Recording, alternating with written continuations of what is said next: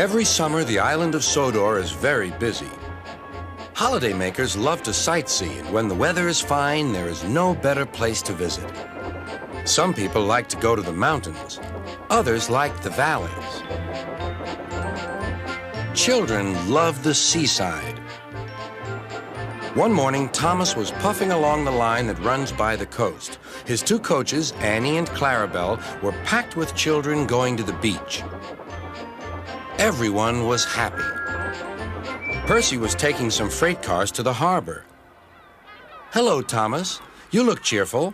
I wish I could take children today instead of freight cars." "They're the Vicar's Sunday School," explained Thomas. "I'm busy this evening, but the station master says I can ask you to take the children home." "Of course I will," promised Percy. Later, Percy saw Harold. "Sorry, Percy. Can't talk. I'm on high alert." "Why?" "Bad weather's due. My help's always needed."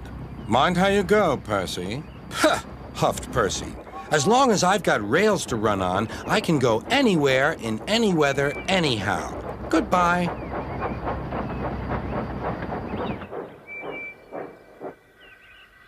"Be careful," warned Edward. "There's a storm coming." A promise is a promise, thought Percy, no matter what the weather. The children had a lovely day, but by tea time, dark clouds loomed ahead. Annie and Clarabelle were glad when Percy arrived. He was just in time. The rain streamed down Percy's boiler. Ugh, he shivered and thought of his nice dry shed.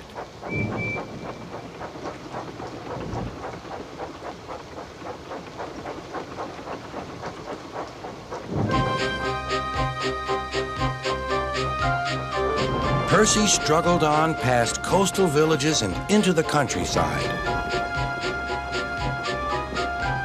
The river was rising fast.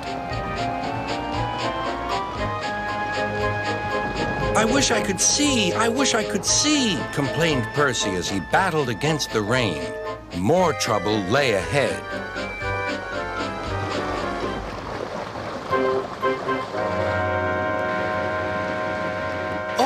Hissed Percy. "The water is sloshing my fire." Percy's driver and fireman had to find some more firewood. "I'll have some of your floorboards, please," said the fireman to the conductor.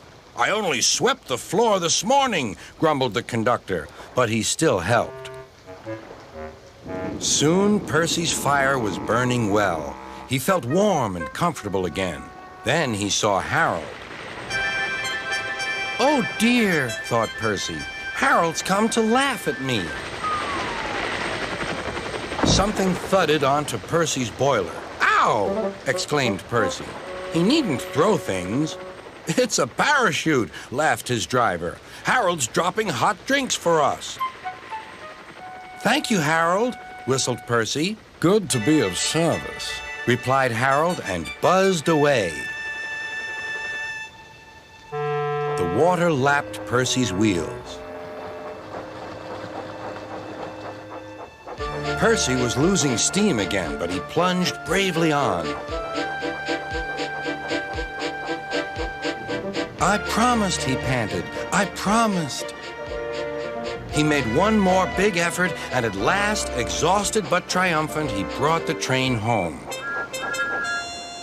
"Well done, Percy," cheered Thomas. "You kept your promise, despite everything." Sir Topham had arrived in Harold. First he thanked the men, then Percy. "Harold told me you were a wizard. He said he can beat you at some things, but not at being a submarine. I don't know what you two get up to sometimes, but I do know that you're a really useful engine." "Oh, sir," whispered Percy happily.